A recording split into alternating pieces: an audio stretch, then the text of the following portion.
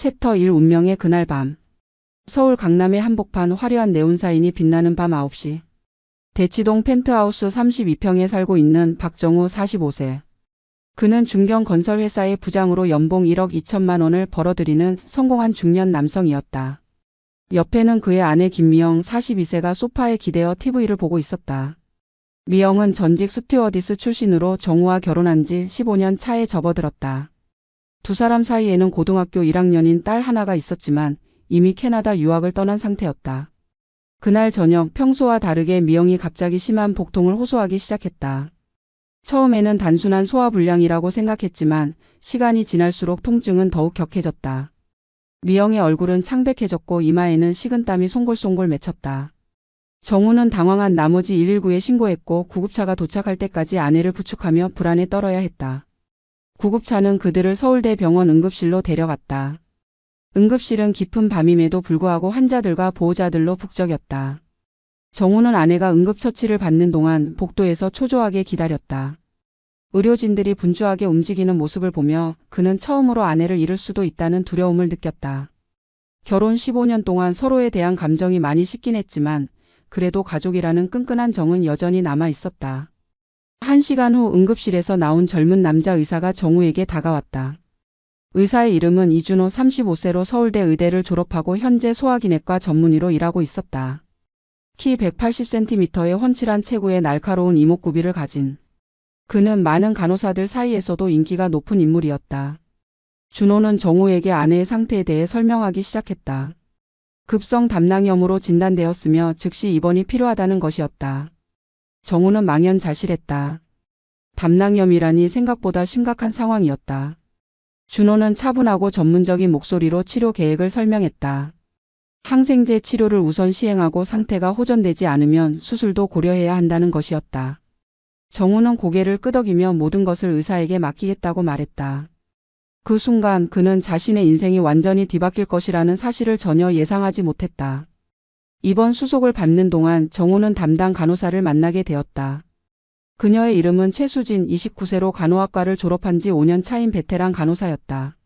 수진은 165cm의 적당한 키에 단정한 얼굴을 가지고 있었다. 특별히 미인은 아니었지만 환자들을 대하는 따뜻한 마음씨와 세심한 배려로 병동에서 신뢰받는 간호사였다. 그녀는 정우에게 입원 절차와 병실 생활에 대해 상세히 안내해 주었다. 그날 밤 정우는 아내 옆에서 밤을 새웠다. 6인실 병실은 다른 환자들의 신음소리와 의료기기의 삐삐거리는 소리로 시끄러웠다. 미영은 진통제를 맞고 잠들어 있었지만 가끔씩 고통스러워하며 신음소리를 내었다. 정우는 아내의 손을 꼭 잡고 있으면서 이런 상황에서 자신이 얼마나 무력한 존재인지 깨달았다. 평소에 회사에서는 수많은 직원들을 관리하고 큰 프로젝트를 성공시키는 유능한 관리자였지만 지금은 그저 걱정에 떨고 있는 한 명의 남편일 뿐이었다. 새벽 4시쯤 수진이 병실로 들어와 미영의 상태를 체크했다. 그녀는 조용한 목소리로 정우에게 아내의 상태가 안정적이라고 알려주었다. 또한 정우가 밤새 잠을 못 이루고 있는 것을 눈치채고는 근처 카페테리아에서 따뜻한 커피라도 마시며 잠시 휴식을 취하라고 권했다. 정우는 수진의 배려에 감사함을 느꼈고 처음으로 이 병원에서 따뜻함을 느꼈다. 다음 날 아침 준호가 회진을 돌면서 미영의 상태를 점검했다. 다행히 항생제 치료가 효과를 보이고 있어 수술은 하지 않아도 될 것 같다고 했다. 하지만 완전한 회복을 위해서는 최소 일주일은 입원해야 한다는 것이었다. 정우는 안도의 한숨을 쉬었다. 그와 동시에 이 일주일이 자신의 인생을 완전히 바꿔놓을 것이라는 사실을 그는 전혀 알지 못했다. 정우는 회사에 병가를 내고 아내를 간병하기로 결심했다. 평소 워커홀릭이었던 그에게는 이런 결정이 쉽지 않았지만 지금은 아내가 우선이었다. 그는 병원 근처 모텔에 방을 잡고 하루 종일 병실에서 아내를 돌보기 시작했다. 이때까지만 해도 그는 성실한 남편이었고 가족을 위해 최선을 다하는 가장이었다. 하지만 인간의 마음이란 참으로 변하기 쉬운 것이어서 며칠 후 그에게 예상치 못한 감정의 변화가 일어나기 시작했다. 챕터 2 금지된 끌림. 이번 3일째 정우의 일상은 완전히 바뀌었다. 아침 7시에 병원에 도착해서 밤 10시까지 아내 곁을 지키는 것이 그의 새로운 루틴이었다. 미영의 상태는 서서히 호전되고 있었지만 여전히 많은 휴식이 필요한 상태였다. 그녀는 하루 종일 잠을 자거나 멍하니 천장을 바라보며 시간을 보냈다. 진통제의 영향으로 대화도 거의 나누지 못했고 정우는 점점 답답함을 느끼기 시작했다. 그런 정우에게 유일한 위안이 된 것은 수진과의 대화였다. 수진은 3교대 근무를 하면서도 미영을 담당하는 시간이 많았고 자연스럽게 정우와 마주칠 기회가 늘어났다. 처음에는 단순히 환자 보호자와 간호사의 관계였지만 시간이 지나면서 둘 사이에는 묘한 친밀감이 형성되기 시작했다. 수진은 정우의 헌신적인 간병 모습에 감동받았다.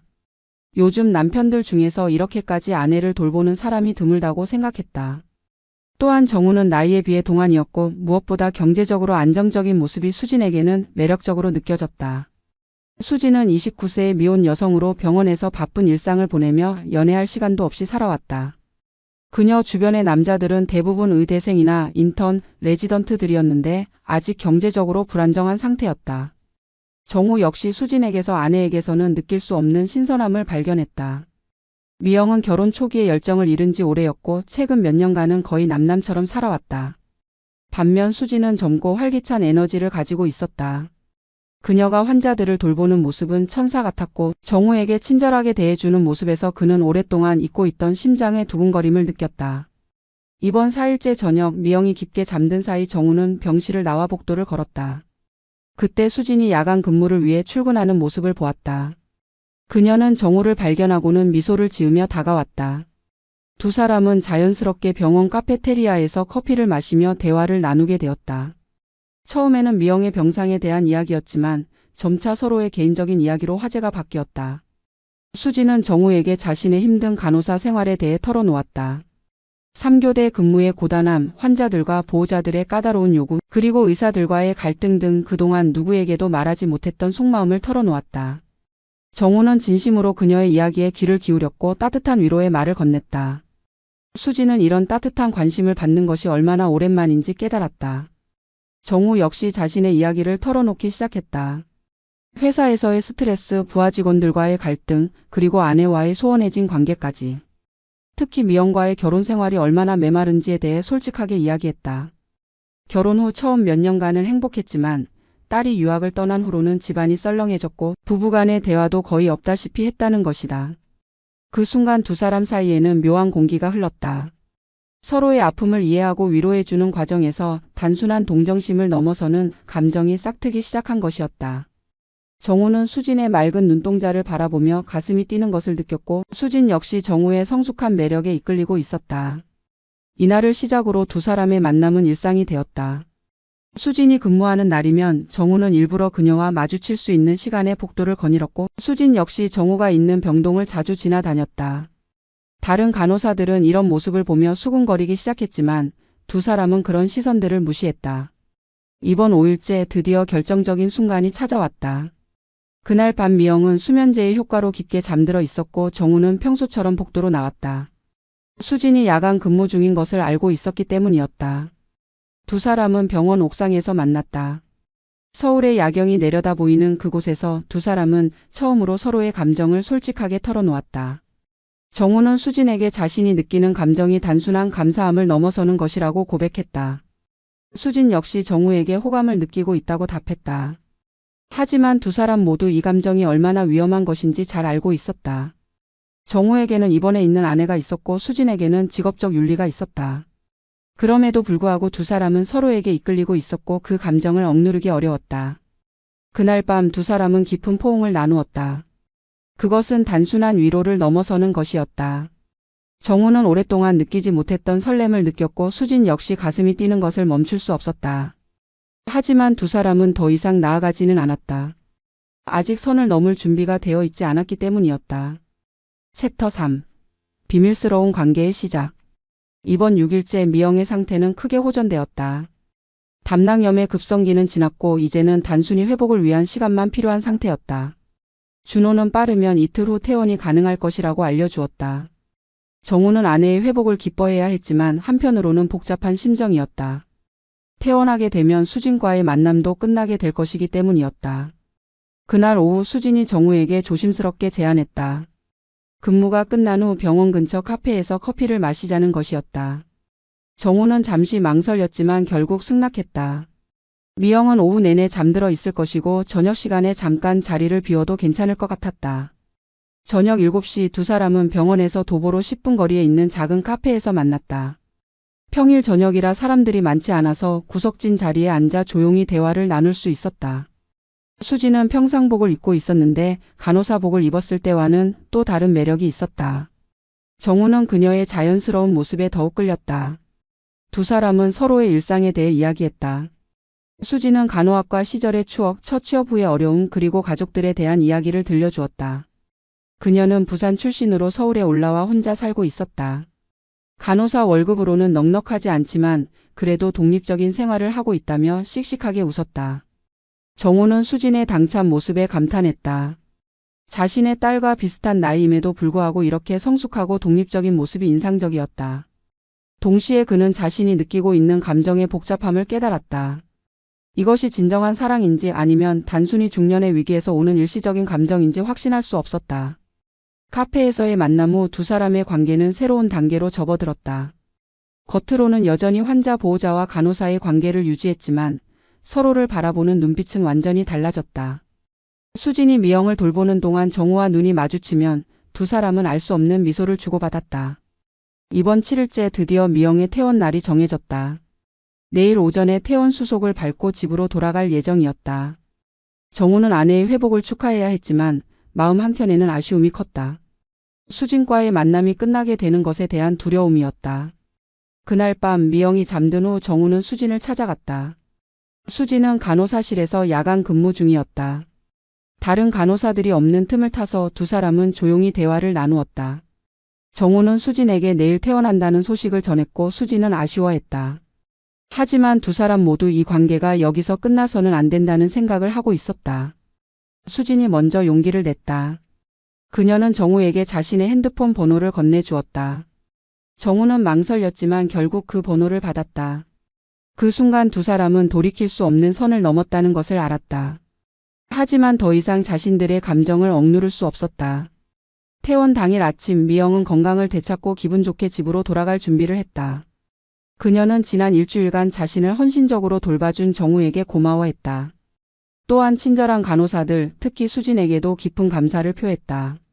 미영은 수진이 자신을 얼마나 세심하게 돌봐주었는지 그리고 남편과도 친절하게 대해주었는지 칭찬했다. 그 순간 정우는 죄책감을 느꼈다. 아내는 자신을 믿고 고마워하고 있는데 자신은 그녀가 입원해 있는 동안 다른 여자에게 마음을 빼앗겼다는 사실이 부끄러웠다. 하지만 수진에 대한 감정을 포기할 수는 없었다. 그것은 이미 그의 마음 깊숙이 자리 잡고 있었기 때문이었다. 집으로 돌아가는 차 안에서 미영은 정우에게 이번 입원을 통해 많은 것을 깨달았다고 말했다. 건강의 소중함은 물론이고 남편의 사랑도 다시 한번 확인할 수 있었다는 것이었다. 그녀는 앞으로 더 건강한 생활을 하고 정우와의 관계도 더욱 돈독히 하고 싶다고 말했다. 정우는 고개를 끄덕였지만 마음은 복잡했다. 집에 도착한 후 정우는 휴대폰을 확인했다. 수진에게서 문자가 와 있었다. 무사히 집에 도착했는지 묻는 간단한 안부 인사였다. 정우는 잠시 망설이다가 답장을 보냈다. 그 순간부터 두 사람의 비밀스러운 연락이 시작되었다. 정우는 자신이 위험한 길로 들어서고 있다는 것을 알면서도 더 이상 돌아갈 수 없다고 느꼈다. 그의 평온했던 일상은 이미 완전히 뒤바뀌어 버린 상태였다. 챕터 4. 두 번째 불륜의 그림자. 미영이 퇴원한 지 일주일이 지났다. 집에서의 회복은 순조로웠고 그녀는 거의 정상적인 생활을 할 수 있게 되었다. 정우 역시 회사에 복귀해서 밀린 업무를 처리하느라 바쁜 나날을 보냈다. 겉으로 보기에는 모든 것이 평범한 일상으로 돌아간 것 같았지만 정우와 수진의 비밀스러운 만남은 계속되고 있었다. 두 사람은 매주 두세 번씩 만났다. 정우가 회사 일로 늦는다고 핑계를 대고 수진과 병원 근처 카페나 레스토랑에서 만나는 것이 일상이 되었다. 처음에는 단순히 커피를 마시며 대화만 나누었지만 시간이 지나면서 두 사람의 관계는 점점 깊어져 갔다. 정우는 수진에게 작은 선물들을 사주기 시작했고 수진은 그런 정우의 마음을 받아들였다. 한편 미영은 남편의 변화를 눈치채지 못하고 있었다. 오히려 그녀는 최근 정우가 더 다정해진 것 같다고 느꼈다. 병원에서의 간병 생활을 통해 서로에 대한 사랑을 재확인했다고 생각했기 때문이었다. 실제로 정우는 죄책감 때문에 평소보다 미영에게 더 친절하게 대했다. 하지만 그것은 진정한 사랑이 아니라 죄책감에서 비롯된 것이었다. 그러던 어느 날 미영은 정기검진을 위해 다시 서울대병원을 방문하게 되었다. 담당인은 여전히 준호였다. 진료실에서 준호는 미영의 회복 상태를 점검하며 매우 양호하다고 평가했다. 미영은 준호의 전문적이고 친절한 진료에 깊은 인상을 받았다. 그는 단순히 의사로서의 역할을 넘어서 환자의 마음까지 헤아리는 따뜻한 인품을 가지고 있었다. 진료 후 준호는 미영에게 병원 카페에서 차라도 한잔 하자고 제안했다. 의료진이 환자에게 이런 제안을 하는 것은 이례적이었지만 미영은 자연스럽게 받아들였다. 그녀는 준호가 단순히 환자의 회복을 기뻐하는 의사의 마음이라고 생각했다. 카페에서 두 사람은 미영의 건강 상태에 대해 이야기했다. 하지만 점차 대화는 개인적인 영역으로 확장되었다. 준호는 미영에게 자신의 의사가 되기까지의 과정, 현재의 병원 생활에 대해 들려주었다. 미영은 그의 성실하고 열정적인 모습에 감탄했다. 또한 35세의 나이에 아직 결혼하지 않고 오직 의술에만 전념하고 있다는 사실에 묘한 연민을 느꼈다. 미영은 자신의 이야기도 털어놓기 시작했다. 스튜어디스 시절에 화려했던 과거, 결혼 후의 평범한 주부 생활, 그리고 최근 느끼고 있는 삶의 공허함에 대해서까지. 딸이 유학을 떠난 후 집은 너무 조용해졌고 남편과의 대화도 점점 줄어들고 있다고 솔직하게 털어놓았다. 준호는 미영의 이야기를 진심으로 들어주었다. 그는 많은 환자들을 만나면서 중년 여성들의 이런 고민을 자주 들어왔다. 하지만 미영의 경우는 달랐다. 그녀에게는 다른 환자들에게서 느끼지 못했던 특별한 매력이 있었다. 전직 스튜어디스답게 우아한 품격을 유지하고 있으면서도 어딘지 모르게 외로워 보이는 모습이 준호의 마음을 움직였다. 그 첫 만남 이후 미영과 준호의 관계는 조금씩 변화하기 시작했다. 미영은 정기검진이 아님에도 불구하고 병원을 방문하는 일이 잦아졌다. 사소한 몸의 이상을 핑계로 준호를 찾아가는 것이었다. 준호 역시 그런 미영을 반갑게 맞이했다. 의사로서는 환자가 자주 찾아오는 것이 부담스러울 수 있었지만 그는 오히려 미영과의 만남을 기대하고 있었다. 두 사람의 만남은 점차 병원 밖으로 확장되었다. 준호는 미영에게 건강관리에 좋다는 핑계로 병원 근처 산책로를 함께 걷자고 제안했다. 미영은 그런 준호의 배려에 감사했고 두 사람은 정기적으로 만나서 산책을 하게 되었다. 처음에는 의사와 환자의 관계였지만 시간이 지나면서 그 경계는 흐려지기 시작했다. 준호는 미영에게서 자신이 그동안 만나보지 못했던 성숙한 여성의 매력을 발견했다. 그의 주변 여성들은 대부분 비슷한 또래의 간호사나 대학 동기들이었는데 그들과 미영은 완전히 달랐다. 미영은 인생의 쓴맛과 단맛을 모두 경험한 여성의 깊이가 있었고 그런 모습이 준호에게는 신선한 충격이었다. 미영 역시 준호에게서 남편에게서는 느낄 수 없는 것을 발견했다. 정우는 성공한 직장인이지만 어딘가 권위적이고 고압적인 면이 있었다. 반면 준호는 나이가 어리면서도 성숙하고 무엇보다 자신의 이야기를 진심으로 들어주는 모습이 매력적이었다. 그녀는 오랫동안 잊고 있던 여성으로서의 자신감을 준호와의 만남을 통해 되찾기 시작했다. 어느 날 저녁 준호는 미영에게 특별한 제안을 했다. 자신이 아는 좋은 레스토랑에서 저녁을 함께 하자는 것이었다. 건강한 식단에 대해 조언해주고 싶다는 것이 명분이었지만 둘 다 그것이 핑계라는 것을 알고 있었다. 미영은 잠시 망설였지만 결국 승낙했다. 그녀는 정우에게 친구와 저녁 약속이 있다고 거짓말을 했다.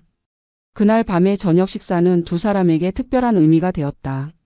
촛불이 켜진 로맨틱한 분위기의 레스토랑에서 두 사람은 의사와 환자를 넘어선 남자와 여자로 서로를 바라보았다. 준호는 미영에게 자신의 솔직한 감정을 조심스럽게 드러내기 시작했다. 그는 미영과의 만남이 단순히 의료진으로서의 관심이 아니라는 것을 인정했다. 미영은 처음에는 당황했지만 동시에 오랫동안 느끼지 못했던 설렘을 경험했다. 42세의 중년 여성인 자신을 이렇게 바라봐주는 젊은 남자가 있다는 사실이 믿기지 않았다. 그녀는 준호의 고백에 즉답하지는 않았지만 완전히 거부하지도 않았다. 대신 시간이 필요하다고 말했다. 그날 이후 미영의 마음은 복잡해졌다. 15년간의 결혼 생활, 남편에 대한 의무감, 그리고 준호에 대한 새로운 감정 사이에서 갈등했다. 그녀는 자신이 위험한 길로 들어서고 있다는 것을 알면서도 이 감정을 멈출 수 없었다.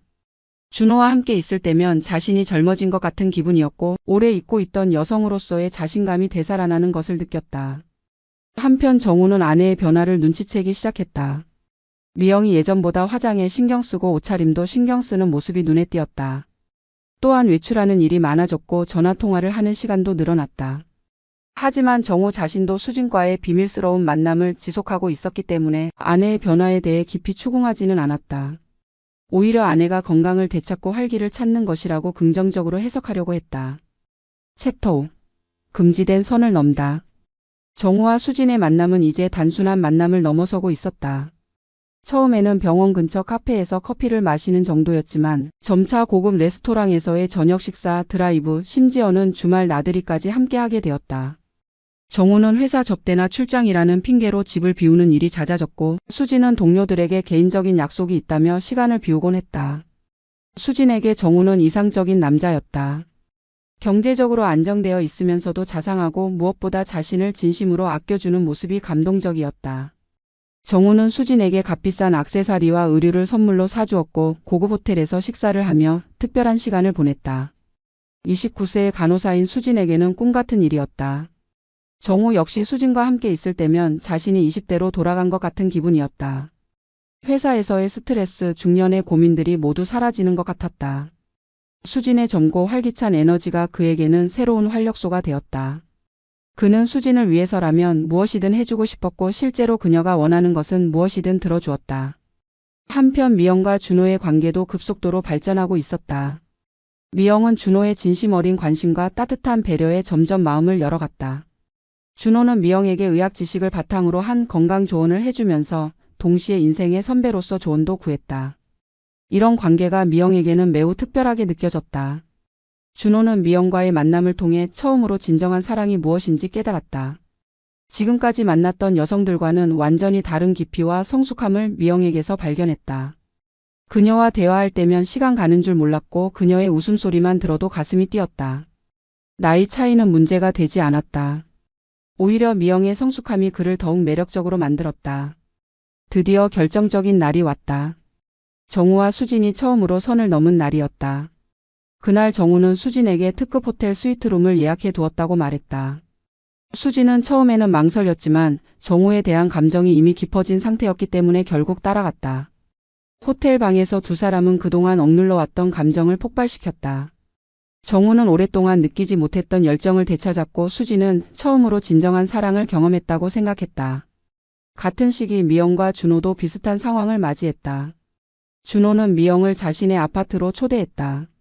처음에는 건강한 식단으로 직접 요리해서 대접하겠다는 것이 명분이었다. 미영은 준호의 정성스러운 요리와 따뜻한 배려에 감동받았다. 그리고 그날 밤 두 사람은 자연스럽게 서로의 품에 안겼다. 미영은 15년 만에 처음으로 남편이 아닌 다른 남자와 하룻밤을 보냈다. 이렇게 같은 시기에 부부 모두 불륜의 늪에 빠져들었다. 하지만 아직 서로는 상대방의 비밀을 전혀 모르고 있었다.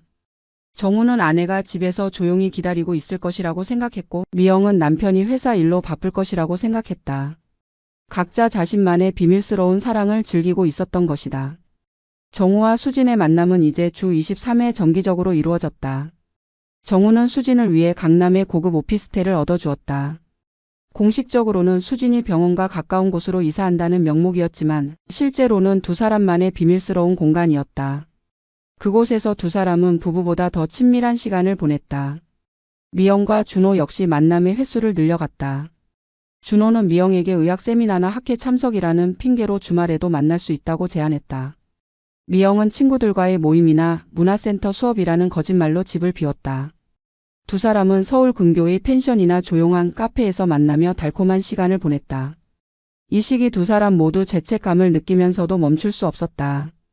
정우는 아내에게 미안한 마음이 있었지만 수진과 함께 있을 때 행복감을 포기할 수 없었다. 미영 역시 남편을 배신하고 있다는 생각에 괴로웠지만 준호와 함께 할 때 느끼는 설렘과 기쁨이 너무 컸다. 집에서 두 사람은 서로에게 더욱 다정하게 대했다. 이것은 죄책감에서 비롯된 것이었다. 정우는 미영에게 평소보다 더 많은 관심을 보였고 비싼 선물도 자주 사주었다. 미영 역시 정우를 위해 맛있는 음식을 해주고 집안일도 더욱 열심히 했다. 겉으로 보기에는 부부 관계가 더욱 돈독해진 것 같았지만 실제로는 각자 다른 사람을 사랑하고 있었다. 하지만 이런 이중생활은 언젠가 들킬 수밖에 없었다. 정우는 수진과의 통화나 문자 메시지를 주고받을 때 더욱 조심해야 했고 미영 역시 준호와의 약속을 잡을 때마다 완벽한 알리바이를 만들어야 했다. 두 사람 모두 점점 스트레스를 받기 시작했고 언젠가는 이 모든 것이 발각될 것이라는 불안감에 시달렸다. 특히 수진과 준호는 같은 병원에서 일하고 있었기 때문에 더욱 조심해야 했다. 수진은 동료들에게 정우와의 관계를 절대 들키지 않기 위해 노력했고 준호 역시 미영과의 만남을 극비에 붙였다. 하지만 병원이라는 좁은 공간에서 완전히 비밀을 유지하기는 어려웠다. 일부 동료들이 두 사람의 변화된 모습을 눈치채기 시작했다. 이렇게 네 사람의 복잡한 관계는 점점 더 얽혀갔다. 각자 자신만의 비밀스러운 사랑에 빠져 있었지만 언젠가는 모든 것이 드러날 운명이었다. 그리고 그날이 점점 가까워지고 있었다. 챕터 6. 의심의 씨앗. 불륜이 시작된 지 2달이 지났다. 정우와 미영은 각자의 비밀스러운 관계에 깊이 빠져 있었지만 동시에 서로에 대한 의심도 조금씩 생기기 시작했다. 아이러니하게도 자신이 바람을 피우고 있기 때문에 상대방의 작은 변화도 더욱 예민하게 받아들이게 된 것이었다. 정우가 먼저 아내의 이상한 점을 눈치채기 시작했다. 미영이 예전보다 화장에 신경을 쓰고 새로운 옷들을 자주 사는 모습이 의심스러웠다. 또한 휴대폰을 항상 가까이 두고 있으면서 메시지가 오면 재빨리 확인하는 모습도 이상했다. 전화가 오면 다른 방으로 가서 받는 일도 잦아졌다. 어느 날 저녁 정우는 미영에게 최근 자주 외출하는 이유를 물어보았다. 미영은 당황한 기색을 보이며 친구들과의 모임이 많아졌다고 둘러댔다. 하지만 정우는 그 답변에 확신을 가지지 못했다. 결혼 15년 동안 미영이 친구들과 이렇게 자주 만난 적은 없었기 때문이었다. 미영 역시 남편의 변화를 감지하고 있었다. 정우가 회사 회식이나 출장이라며 집을 비우는 일이 너무 잦아졌다. 또한 평소에는 관심도 없던 외모에 신경을 쓰기 시작한 것도 의심스러웠다. 운동을 시작했다며 헬스장에 등록하고 새로운 향수도 사용하기 시작했다. 가장 결정적인 것은 정우의 휴대폰이었다. 예전에는 휴대폰을 아무렇게나 두고 다녔는데 최근에는 항상 몸에 지니고 다니며 비밀번호도 바꿨다. 미영이 잠깐 휴대폰을 빌려달라고 하면 핑계를 대며 거부했다. 이런 모습들이 미영에게는 매우 의심스럽게 느껴졌다.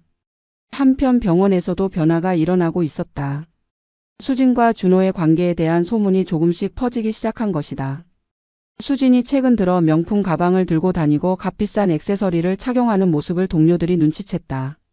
간호사 월급으로는 감당하기 어려운 것들이었기 때문에 궁금증을 자아냈다.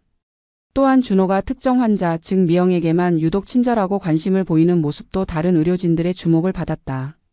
보통 의사들은 환자와 일정한 거리를 두고 전문적인 관계를 유지하는데 준호는 미영에게만큼은 예외적으로 개인적인 관심을 보였다.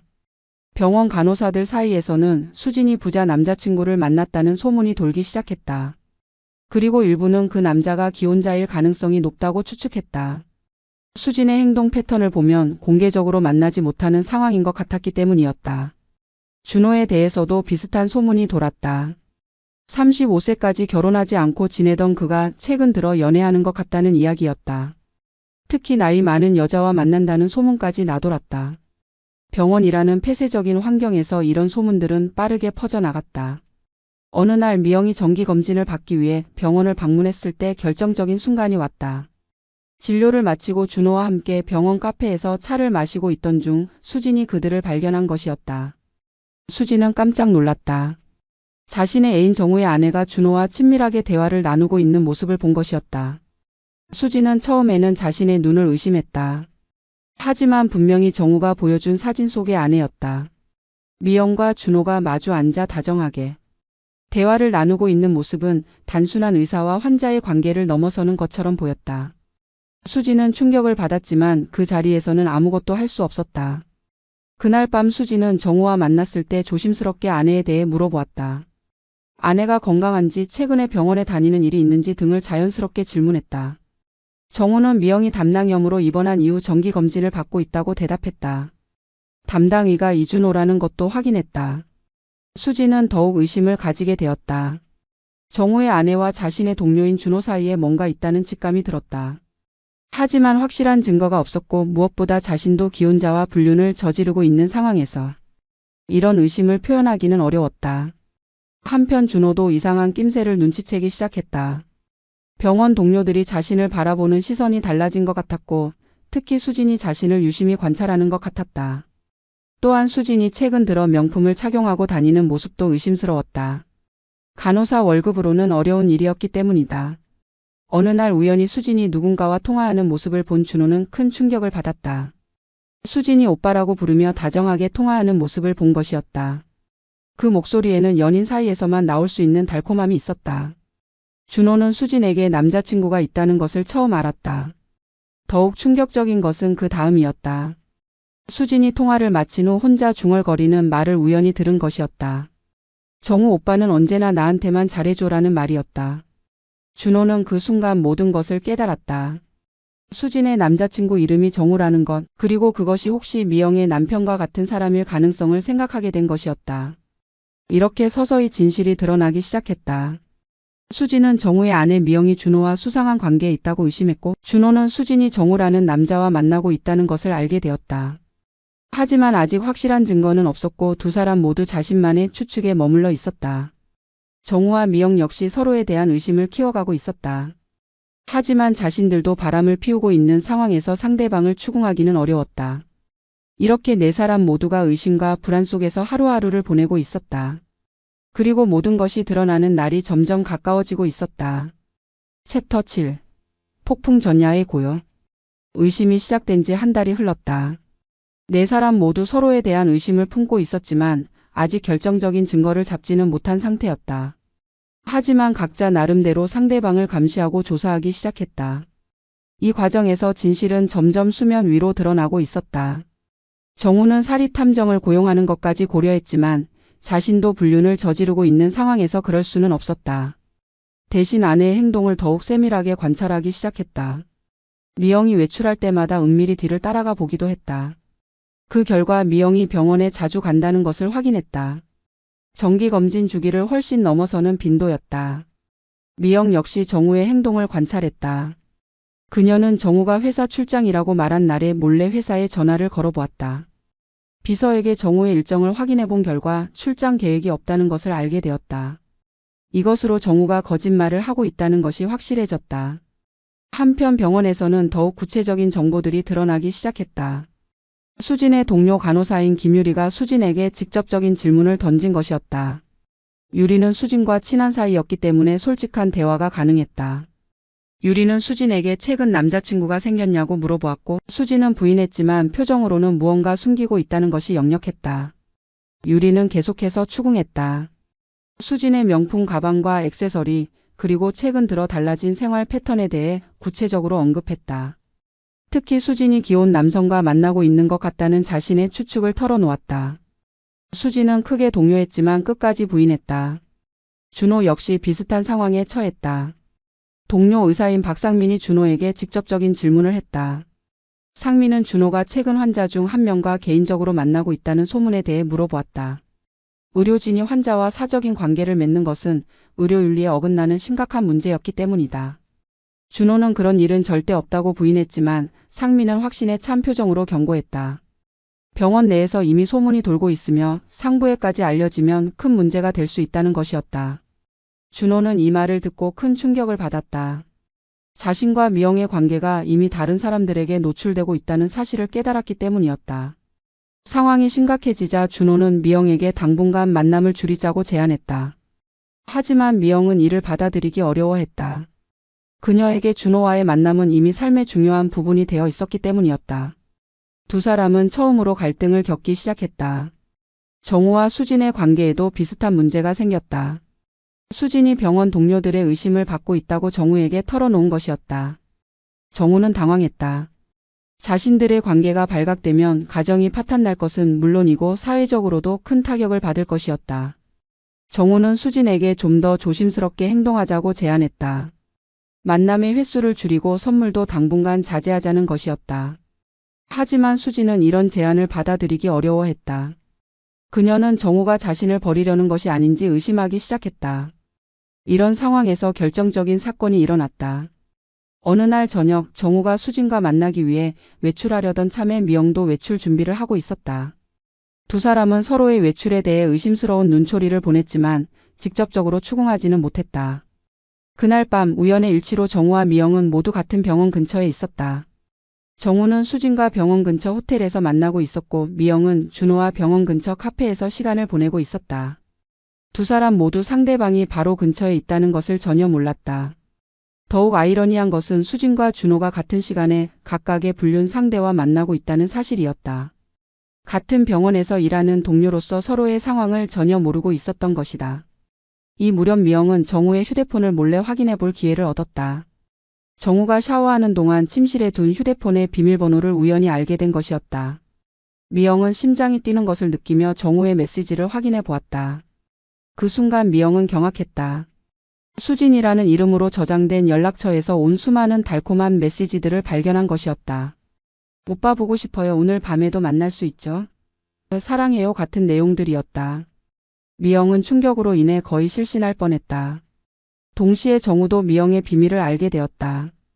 미영이 외출한 사이 집에서 그녀의 가방을 정리하던 중 병원 진료 예약 확인서를 발견한 것이었다. 그런데 그 예약 횟수가 정상적인 정기검진을 훨씬 초과하는 것이었다. 더욱 충격적인 것은 이준호 의사와의 개인적인 메모가 적힌 수첩을 발견한 것이었다. 그 수첩에는 준호와의 만남 일정, 그가 좋아하는 음식, 선호하는 장소 등이 자세히 기록되어 있었다. 이것은 단순한 환자와 의사의 관계를 넘어서는 것이었다. 정우는 분노와 배신감으로 몸이 떨렸다. 하지만 두 사람 모두 즉시 상대방을 추궁하지는 못했다. 자신들도 똑같은 잘못을 저지르고 있었기 때문이었다. 이런 상황에서 상대방을 비난할 수는 없었다. 대신 두 사람은 각자 자신만의 방법으로 상대방의 불륜을 더 자세히 파악하려고 노력했다. 정우는 이준호가 누구인지 조사하기 시작했다. 병원 홈페이지를 통해 그의 프로필을 확인하고 심지어 병원에 직접 가서 그의 모습을 확인해 보기도 했다. 준호가 자신보다 7살 어린 잘생긴 의사라는 사실을 알게 되자 더욱 분노했다. 미영 역시 수진에 대해 조사했다. 병원에서 간호사로 일하는 29살의 미혼 여성이라는 것을 확인했다. 자신보다 13살이나 어린 여자와 남편이 바람을 피우고 있다는 사실에 분노와 절망감을 느꼈다. 이렇게 두 사람은 서로의 불륜 사실을 확인했지만 아직 직접적인 대결은 하지 않고 있었다. 하지만 집안의 분위기는 점점 차가워져 갔다. 서로를 바라보는 시선에는 의심과 분노가 가득했고 대화도 점점 줄어들었다. 그러던 중 운명적인 날이 다가왔다. 모든 것이 한꺼번에 터지게 될 그 날이 바로 코앞에 다가온 것이었다. 챕터 8. 파국의 서막. 불길한 예감은 현실이 되었다. 그 운명적인 날은 토요일이었다. 정우는 수진과 만나기 위해 회사에 급한 일이 생겼다고 거짓말을 했고 미영은 준호와 만나기 위해 대학 동창 모임이 있다고 핑계를 댔다. 두 사람 모두 상대방의 거짓말을 알고 있었지만 자신도 거짓말을 하고 있었기 때문에 아무 말도 할 수 없었다. 그날 오후 2시 정우는 강남의 고급 호텔 로비에서 수진을 기다리고 있었다.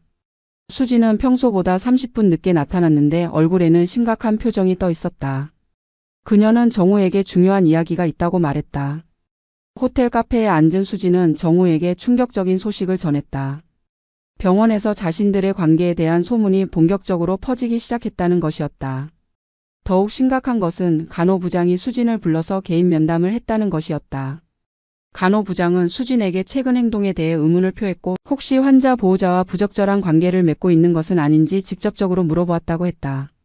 정우는 큰 충격을 받았다. 상황이 이렇게 심각해질 줄은 몰랐다. 수진은 계속해서 불안한 표정으로 말했다. 만약 병원 측에서 본격적인 조사를 시작한다면 자신의 직장을 잃을 수도 있고 정우의 신분도 밝혀질 수 있다는 것이었다. 같은 시간 미영과 준호는 서울 외곽의 조용한 카페에서 만나고 있었다. 준호 역시 심각한 표정으로 미영에게 병원 상황에 대해 이야기하고 있었다. 동료 의사들 사이에서 자신과 미영의 관계에 대한 의심이 커지고 있다는 것이었다. 준호는 미영에게 솔직하게 털어놓았다. 과장이 자신을 불러서 최근 특정 환자와 지나치게 친밀한 관계를 유지하고 있다는 소문에 대해 경고했다는 것이었다. 의료진의 직업 윤리에 어긋나는 행위라며 심한 질책을 받았다고 했다. 미영은 당황했다. 자신과 준호의 관계 때문에 그가 직장에서 문제가 될 수도 있다는 사실에 죄책감을 느꼈다. 하지만 동시에 이 관계를 포기하고 싶지도 않았다. 준호와의 만남은 이미 그녀 삶의 가장 중요한 부분이 되어 있었기 때문이었다. 오후 4시경 예상치 못한 우연이 발생했다. 정우가 수진과 헤어진 후 집으로 돌아가는 길에 신호대기를 하던 중 맞은편에서 오는 택시 안에서 아내 미영을 발견한 것이었다. 미영은 대학 동창 모임에 간다고 했는데 전혀 다른 방향에서 택시를 타고 오고 있었다. 정우는 급하게 유턴을 해서 그 택시를 따라갔다. 미영이 내린 곳은 집에서 멀리 떨어진 지하철역이었다. 정우는 멀찍이서 아내의 행동을 지켜보았다. 미영은 지하철을 타고 어디론가 향했고 정우도 조심스럽게 뒤를 따랐다. 미영이 도착한 곳은 한강공원이었다. 그곳에서 미영은 한 남자를 만났다. 정우는 그 남자의 얼굴을 확인하는 순간 분노로 인해 온몸이 떨렸다. 바로 병원에서 본 적이 있는 이준호 의사였다. 두 사람은 자연스럽게 손을 잡고 산책로를 걸었다. 정우는 숨이 막힐 것 같았다. 아내가 자신보다 어린 남자와 이렇게 다정하게 데이트를 하는 모습을 보는 것은 견딜 수 없는 고통이었다. 하지만 자신도 똑같은 일을 하고 있다는 사실 때문에 당장 뛰어나가서 따질 수도 없었다. 그는 멀리서 두 사람의 모습을 지켜보며 분노와 절망감에 휩싸였다. 미영과 준호는 벤치에 앉아서 다정하게 대화를 나누었고 심지어 포옹까지 하는 모습을 보였다. 정우는 이 광경을 휴대폰으로 몰래 촬영했다. 한편 미영도 비슷한 경험을 하게 되었다. 준호와 헤어진 후 집으로 돌아가던 중 우연히 남편 정우가 젊은 여자와 함께 카페에서 나오는 모습을 목격한 것이었다. 미영은 그 여자가 누구인지 확실하지 않았지만 두 사람의 친밀한 모습으로 보아 불륜 관계임을 직감했다. 미영은 급하게 택시에서 내려서 두 사람을 따라갔다. 정우와 그 여자는 지하철을 타고 이동했고 미영도 조심스럽게 뒤를 따랐다. 그들이 도착한 곳은 한 아파트 단지였다. 두 사람은 아파트 입구에서 키스를 나눈 후 헤어졌다. 미영은 그 아파트가 어디인지 확인했고 나중에 조사해보니 수진이라는 간호사가 살고 있는 곳임을 알게 되었다. 그제서야 미영은 모든 것을 깨달았다. 남편이 자신이 입원했던 병원의 간호사와 바람을 피우고 있다는 것을. 그날 밤 집으로 돌아온 두 사람은 서로를 바라보며 복잡한 심정이었다. 각자 상대방의 불륜 현장을 목격했지만 자신도 같은 잘못을 저지르고 있었기 때문에 쉽게 말을 꺼낼 수 없었다. 집안의 분위기는 그 어느 때보다 냉랭했다. 저녁 식사 시간에 두 사람은 거의 말을 하지 않았다. 정우는 미영과 준호가 포옹하는 모습이 계속 머릿속에 떠올랐고 미영은 정우가 젊은 여자와 키스하는 장면을 잊을 수 없었다. 하지만 둘 다 먼저 화를 낼 수는 없었다. 그날 밤 정우는 수진에게 문자를 보냈다. 오늘 만남에서 느낀 불안감에 대해 그리고 앞으로 어떻게 해야 할지에 대해 이야기하고 싶다는 내용이었다. 하지만 수진은 답장을 하지 않았다. 그녀도 오늘 병원에서의 면담으로 인해 심적으로 큰 타격을 받은 상태였다. 미영도 준호에게 전화를 걸어보았지만 준호는 전화를 받지 않았다. 그도 병원에서의 경고로 인해 미영과의 관계를 제고하고 있는 중이었다. 이렇게 네 사람 모두 각자의 방식으로 혼란과 갈등을 겪고 있었다. 그리고 이 모든 것이 한꺼번에 폭발할 순간이 바로 코앞에 다가와 있었다. 더 이상 숨기고 피할 수 없는 상황이 오고 있었던 것이다. 챕터 9. 모든 것이 드러나는 날. 운명적인 월요일이 밝았다. 이날은 모든 비밀이 한꺼번에 폭로되는 날이 될 것이었다. 아침부터 불길한 예감이 감돌았다. 정우와 미영은 평소보다 더욱 어색한 분위기 속에서 아침 식사를 했다. 서로의 눈을 제대로 마주치지도 못했고 대화도 거의 없었다. 정우는 회사에 출근했지만 일에 집중할 수 없었다. 주말에 본 아내와 준호의 모습이 계속 머릿속을 맴돌았다. 분노와 배신감 그리고 자신도 똑같은 일을 하고 있다는 죄책감이 복잡하게 얽혀 있었다. 그는 수진에게 연락을 시도해 보았지만 여전히 답이 없었다. 미영도 집에서 하루 종일 불안에 떨어야 했다. 남편의 불륜을 확인한 충격도 컸지만 자신의 불륜도 언젠가는 들통날 것이라는 두려움이 더 컸다. 준호에게도 연락을 시도해 보았지만 그 역시 전화를 받지 않았다. 한편 병원에서는 더욱 심각한 상황이 벌어지고 있었다. 간호부장이 수진을 다시 불러서 개인 면담을 진행한 것이었다.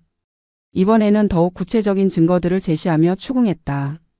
수진이 최근 몇 달간 근무 태도가 달라진 것, 명품을 착용하고 다니는 것, 그리고 특정 시간에 자주 자리를 비우는 것 등이 모두 문제가 되었다. 간호부장은 수진에게 마지막 경고를 했다. 만약 환자나 환자 보호자와 부적절한 관계를 맺고 있다면 즉시 그만두라는 것이었다. 병원의 명예와 의료 윤리를 훼손하는 행위는 절대 용납할 수 없다는 것이었다. 수진은 계속 부인했지만 간호부장의 의심은 더욱 깊어졌다. 준호도 비슷한 상황에 처했다. 과장이 그를 불러서 더욱 강력한 경고를 했다. 동료 의사들 사이에서도 소문이 퍼져 있고 심지어 병원 이사회에서까지 문제가 제기되었다는 것이었다. 만약 사실로 판명되면 면허 정지는 물론 병원에서의 퇴출도 각오해야 한다는 것이었다. 오후 3시경 결정적인 사건이 일어났다. 수진이 정우에게 급하게 연락을 취한 것이었다. 병원 상황이 더욱 심각해졌고 당장 만나서 대책을 논의해야 한다는 것이었다. 정우는 회사 일을 급하게 마무리하고 병원으로 향했다. 같은 시간 미영도 준호로부터 연락을 받았다. 그도 병원에서 큰 문제가 생겼고 미영과 만나서 이야기해야 한다고 했다. 미영은 불안한 마음으로 병원으로 향했다. 오후 4시 서울대병원 1층 로비. 네 사람의 운명이 교차하는 순간이었다. 정우가 먼저 도착해서 수진을 기다리고 있었다. 그런데 바로 그 순간 미영이 병원 입구로 들어오는 모습이 보였다. 정우는 깜짝 놀라서 급하게 몸을 숨겼다. 미영은 준호와 만나기로 한 카페로 향했다. 그런데 카페 앞에서 준호를 기다리던 중 로비 쪽에서 익숙한 목소리가 들려왔다. 고개를 돌려보니 남편 정우가 젊은 간호사와 심각한 표정으로 대화하고 있는 모습이 보였다. 미영은 즉시 그 간호사가 누구인지 알아챘다. 자신이 입원했을 때 담당이었던 수진이었다. 그제서야 미영은 모든 퍼즐이 맞춰지는 것을 느꼈다. 남편의 불륜 상대가 바로 자신을 돌봐주었던 간호사였다는 것이었다. 같은 순간 정우도 아내를 발견했다. 미영이 병원 카페에서 누군가를 기다리고 있는 모습을 본 것이었다. 그리고 곧이어 나타난 남자를 보고 정우는 분노로 인해 온몸이 떨렸다. 바로 이준호 의사였다. 이제 네 사람 모두 서로의 존재를 인식했다. 수진은 자신의 불륜 상대인 정우의 아내가 병원에 있다는 것을 알았고 준호는 자신의 불륜 상대인 미영의 남편이 병원에 있다는 것을 깨달았다. 상황은 더 이상 숨길 수 없는 지경에 이르렀다. 먼저 행동에 나선 것은 미영이었다. 그녀는 분노를 참지 못하고 정우와 수진이 있는 곳으로 걸어갔다. 병원 로비 한복판에서 벌어진 이 대참사를 많은 사람들이 지켜보기 시작했다. 미영은 정우에게 소리쳤다. 지금까지 자신을 속여왔다는 것, 자신이 입원해 있을 때부터 간호사와 바람을 피웠다는 것에 대한 분노를 쏟아냈다. 정우는 당황해서 미영을 진정시키려 했지만 그녀의 분노는 걷잡을 수 없었다. 그 순간 준호가 나타났다. 그는 미영을 달래려고 다가왔지만 이것이 더 큰 화를 불렀다. 정우는 준호를 보자마자 분노가 폭발했다. 자신보다 어린 의사가 자신의 아내를 유혹했다고 생각했기 때문이었다. 정우는 준호에게 달려들어 멱살을 잡았다. 병원 로비 한복판에서 두 남자가 몸싸움을 벌이는 초유의 사태가 발생했다. 수진과 미영은 그들을 말리려 했지만 이미 통제할 수 없는 상황이었다. 병원 보안 요원들이 달려와서 두 사람을 떼어놓았지만 상황은 더욱 심각해졌다. 많은 환자들과 보호자들, 의료진들이 이 광경을 지켜보고 있었다. 병원 측에서는 즉시 네 사람을 별도의 공간으로 데려가서 상황을 수습하려 했다. 병원 상담실에서 벌어진 대화는 그야말로 지옥과 같았다. 정우는 미영에게 자신도 배신감을 느꼈다고 소리쳤고 미영은 정우가 먼저 바람을 피웠다고 반박했다. 수진과 준호는 이런 상황에 끼어들어 있는 자신들이 무척 부담스러웠다. 가장 충격적인 것은 진실이 모두 드러나는 순간이었다. 정우와 미영이 각자 다른 사람과 불륜을 저지르고 있었다는 사실, 그리고 그 상대방들이 같은 병원에서 일하는 동료라는 사실이 밝혀졌다. 이런 우연의 일치는 그야말로 운명의 장난 같았다. 챕터 10. 파국 이후의 잿더미. 병원 사건이 일어난 지 일주일이 지났다. 네 사람의 삶은 완전히 뒤바뀌었다. 그들이 그토록 지키려 했던 것들 마이너스 가정, 직장, 사회적 지위, 사랑 마이너스 모든 것이 한순간에 무너져 버렸다. 수진은 병원에서 해고되었다. 공식적으로는 자진 사퇴로 처리되었지만 실질적으로는 징계해고나 다름없었다. 의료계는 생각보다 좁은 세계였고 이런 소문은 빠르게 퍼져나갔다. 다른 병원에 취업하는 것도 사실상 불가능해졌다. 수진은 서울을 떠나기로 결심했다. 부산에 있는 부모님께 모든 것을 털어놓고 용서를 구한 후 고향으로 내려가서 새로운 시작을 하기로 했다. 하지만 간호사로서의 경력은 사실상 끝났다고 봐야 했다. 그녀는 다른 직종을 찾아야 했다. 정우는 수진의 마지막 문자를 받고 큰 충격을 받았다. 그 문자에는 수진이 서울을 떠난다는 내용과 함께 자신과의 관계가 모든 것을 망쳤지만 후회하지 않는다는 내용이 적혀 있었다. 정우는 수진을 붙잡고 싶었지만 이미 상황은 돌이킬 수 없는 지경에 이르렀다. 준호의 상황은 더욱 심각했다. 병원에서의 해고는 물론이고 의사협회에서도 징계 절차가 시작되었다. 환자와의 부적절한 관계는 의료윤리에 심각하게 위배되는 행위였기 때문이다. 최악의 경우 의사 면허까지 박탈당할 수도 있는 상황이었다. 준호는 변호사를 선임해서 대응하고 있었지만 상황은 녹록지 않았다. 이미 언론에서도 이 사건에 관심을 보이기 시작했다. 명문 병원 의사의 불륜 스캔들이라는 제목으로 기사가 나가기 시작했다. 미영은 정신적인 충격으로 인해 우울증에 빠져들었다. 남편의 배신, 자신의 불륜, 그리고 모든 것이 한순간에 무너져버린 현실을 받아들이기 어려웠다. 그녀는 정신과 상담을 받기 시작했고 항우울제를 복용하며 하루하루를 버텨나가고 있었다. 정우 역시 비슷한 상황이었다. 회사에서는 아직 이 사건에 대해 알지 못했지만 언젠가는 소문이 퍼질 것이라는 불안감에 시달렸다. 건설업계도 의외로 좁은 세계였기 때문에 이런 스캔들이 알려지면 자신의 경력에 치명적인 타격을 줄 것이었다. 집에서 두 사람은 서로 말을 하지 않았다. 같은 공간에 있으면서도 완전히 남남이 된 기분이었다. 식사도 따로 하고 TV도 따로 보았다. 이혼에 대한 이야기는 아직 꺼내지 않았지만 둘 다 그것이 불가피하다는 것을 알고 있었다. 며칠 후 정우가 먼저 입을 열었다. 그는 미영에게 이혼하자고 말했다. 이미 서로에 대한 신뢰는 완전히 깨졌고 함께 살아갈 이유도 없다는 것이었다. 미영도 이에 동의했다. 오히려 이렇게 어색하게 지내는 것보다는 깔끔하게 정리하는 것이 낫다고 생각했다. 두 사람은 변호사를 통해 협의 이혼 절차를 진행하기로 했다. 재산 분할과 위자료 문제가 남아 있었지만 둘 다 서로에게 위자료를 요구할 수 없는 상황이었다. 양쪽 모두 불륜을 저질렀기 때문이었다. 캐나다에 유학 중인 딸에게는 어떻게 설명해야 할지 고민이었다. 아직 고등학생인 딸에게 부모의 이혼 소식을 전하는 것은 큰 충격을 줄 것이었다. 하지만 언젠가는 알게 될 일이었고 차라리 부모가 직접 설명하는 것이 나을 것 같았다. 정우는 딸에게 화상통화로 상황을 설명했다. 딸은 처음에는 믿을 수 없다는 반응을 보였지만 점차 현실을 받아들였다. 그녀는 부모 모두를 사랑하지만 이혼이 불가피하다면 받아들이겠다고 말했다. 하지만 목소리에서는 깊은 상처와 실망감이 묻어났다. 한편 수지는 부산으로 내려가서 새로운 직장을 찾고 있었다. 간호사로는 취업이 어려웠지만 다른 일이라도 해서 생계를 유지해야 했다. 그녀는 작은 카페에서 아르바이트를 시작했다. 서울에서의 화려했던 생활과는 천지 차이였지만 이것이 자신이 치러야 할 대가라고 생각했다. 준호는 의사 면허 박탈 위기에서 겨우 벗어났다. 변호사의 노력으로 면허 정지 1년으로 처벌이 결정되었다. 하지만 이미 의료계에서의 평판은 완전히 망가진 상태였다. 그는 1년 후 복귀할 수 있을지도 확신할 수 없었다. 준호는 미영에게 마지막 편지를 썼다.